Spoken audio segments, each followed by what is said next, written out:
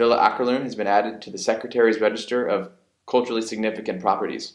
This definitely shows the historical significance of the property, and it's a commitment by the State Department to protect and preserve the property to a degree which it deserves. Well, my grandfather, when he decided to have this house built, he went pretty far to get the best things, the best stone, the best wood and everything that was absolutely top when he had it built. And then he had all the furniture, especially ordered from the big department store NK, Nordic company.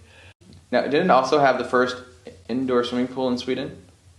Yes, I think so, and definitely the first squash court. His relatives, after he had passed away, they asked the American administration if they wanted to buy it, and they didn't want that. They didn't want to do that. But then the war came to the United States as well, and then things changed. Yeah, I think it's very interesting that Villa Åkerlund, it was the last villa to be built in this diplomatic quarter. And it was also one of the last villas to be built in the Nordic classicism style, also called Swedish Grace. And therefore you could say that Villa Åkerlund, it's a kind of a microcosm of this entire movement, and you can see that in both the architecture but also in the interior, in the intarsia works and the artworks and so on.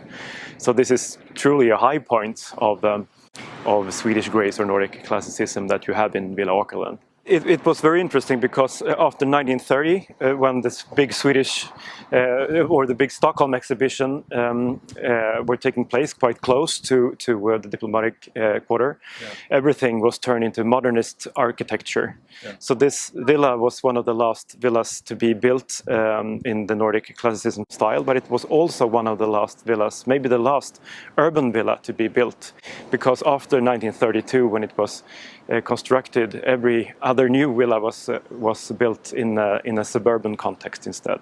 You know that it's a wonderful example of Nordic classicism, and of course from the United States standpoint, the diplomatic events that happened there with the Office of War Information, and during World War II, the U.S. using that as a foothold to counter the Nazi propaganda that was going on, and it really, I think, helped Sweden, and it gave Sweden a lot of hope, and we're recognizing that by identifying this property on our register, and also that it's just a beautiful example of, like I said, the classic Nordicism that is still intact, and it still has a lot of its original furniture.